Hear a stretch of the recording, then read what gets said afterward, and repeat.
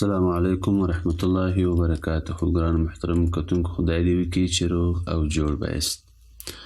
خدای دې وکړي چې په تېرو درسونو مو سر خلاص سوي وي او راځو نن د طوا مرکبې ته چې طوا او را او دغه رقم طوا سین تر فای پورې درس لیکو چې ستاسې سر نور هم په خلاص سي.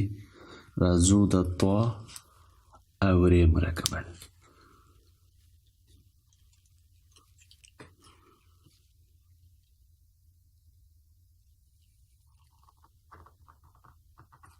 په همدې شکل سره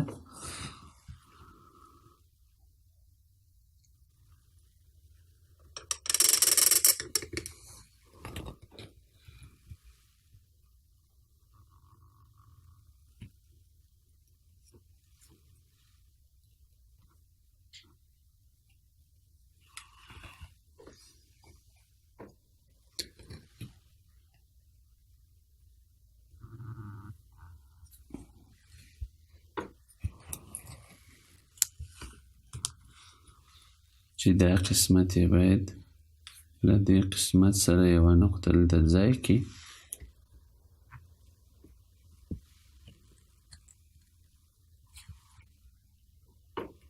په همدې شکل سره د طا او سین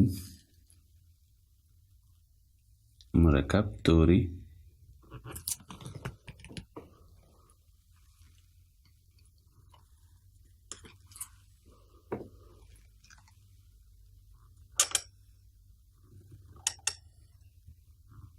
په همدې شکل سره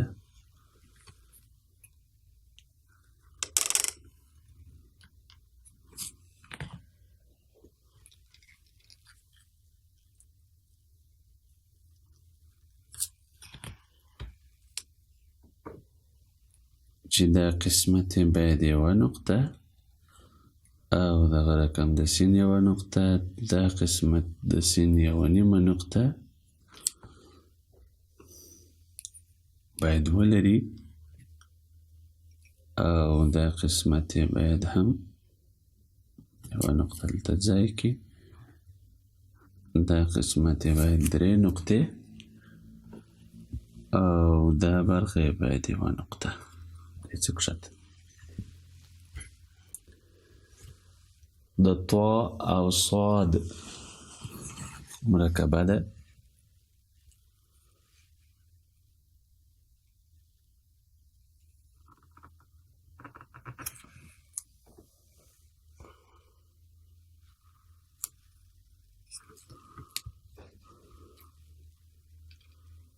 فرق د طوا او صاد په دې کې دی چې د طوا دا حصه یو څه اوږده او د صاد دا کوچنۍ ده.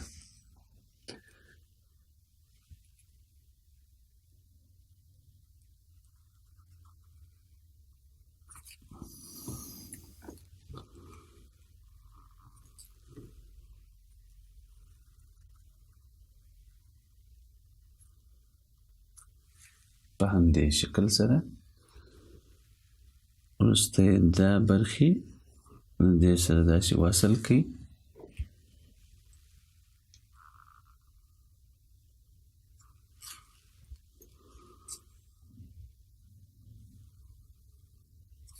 په همدې شکل سره چې دا قسمت یې باید دلته یوه نقطه څه اضافه او دغه رقم د صاد دا برخه یوه نقطه او دغه رقم دا حصه یې هم درې نقطې او دا باید له دې څخه یوه نقطه کښته. راځو د طوا او طوا مرکبې ته چې په همدې شکل سره یو قسمت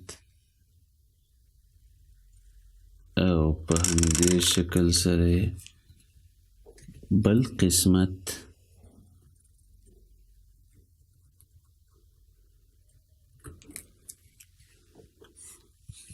او دغه رقم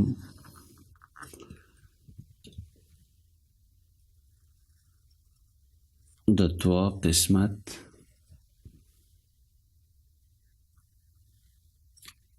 همدې شکل سره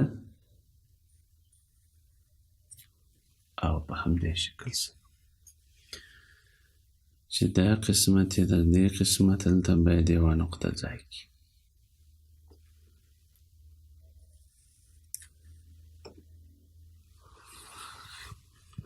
دوستانو تاسې هر درس 15 دقیقې یا هم 20 دقیقې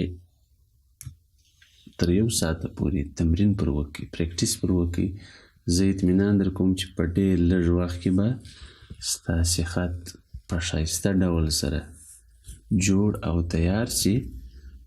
او دغه رقم زموږ ویډیو وي د دوستانو سره شیر کړئ، زموږ چینل سره سبسکرایب کړئ، د بیل تڼۍ وي تر څو په راتلونکي ویډیو کې تاسې هم زموږ سره ملګري پاتې شئ. نور مو وخت نه نیسم. السلام علیکم ورحمة الله وبرکاته.